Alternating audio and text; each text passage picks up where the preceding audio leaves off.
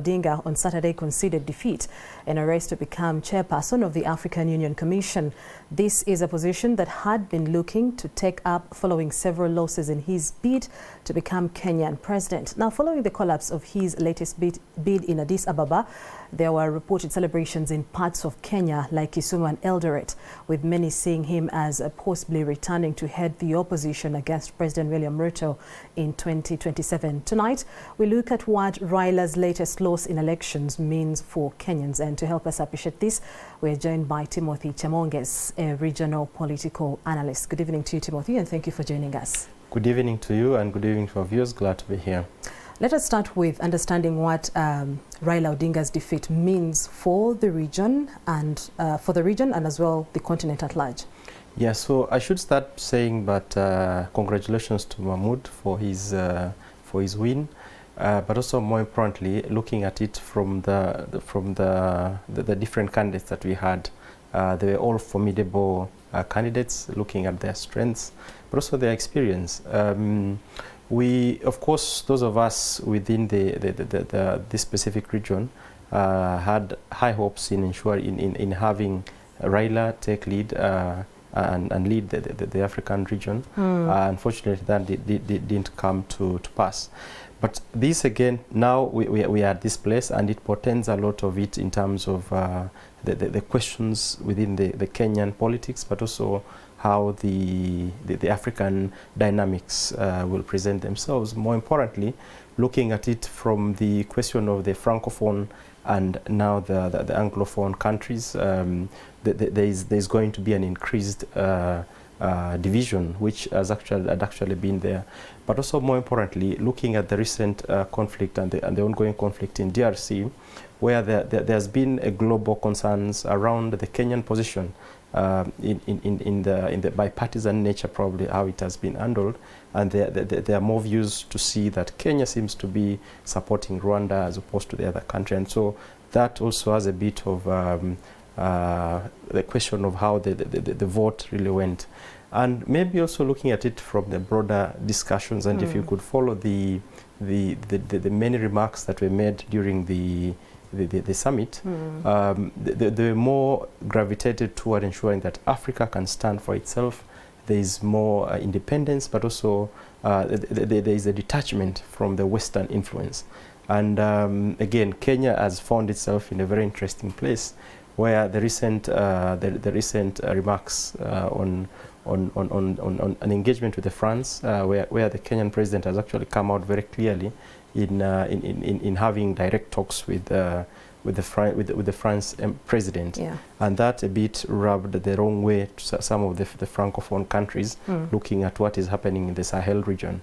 But also the Kenyan position when Kenya took the position on Israel and the war that is happening there, that also has greatly contributed to how the vote went. But more importantly, I think it's on the future of Africa and how the African presidents really wanted to have a firm position for Africans, given the position. And Kenya has been seen as more of lining towards the Western influence, which Africa is again pushing aside. Okay, and now bringing it back to the Kenyan politics, looking at Raila Odinga, who has been a major opposition political figure when we talk about the Kenyan politics. Of course, there was frustration at first that if he happened to win, or take over the chairmanship of the African Union, there would not be, he would not be giving William Ruto a headache. And now that he has lost, there is excitement that, he's now going to be able,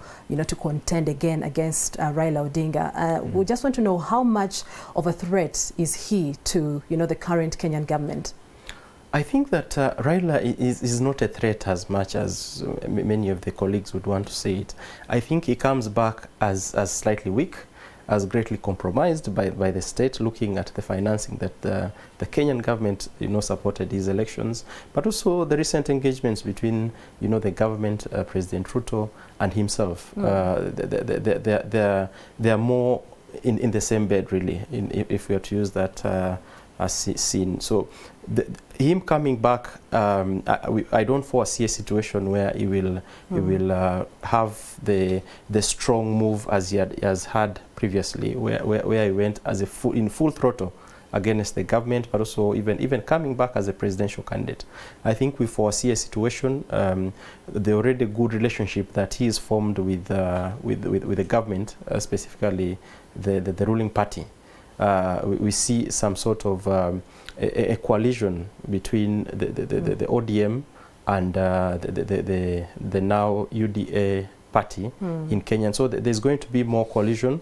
Of course, the hope was that he will come back in full throttle, him standing as a presidential candidate, but also leveraging on the already ongoing issues in the country, ranging from the economic challenges that the Kenyans are facing, the question of IBC, and many other challenges. That so is there a possibility of him returning as a presidential candidate? That probability is not there. I don't foresee that. I see a situation where the government and ODM, specifically the party in the opposition, having a coalition, and given the high interest that the president has on still going for the second term, definitely has higher interest. But looking at the local politics, the hope was that Raila would leave the scene for the President Ruto to take lead. But now, since he has come, I see more of concessions where the specifically ODM, let alone the other political parties, because there's already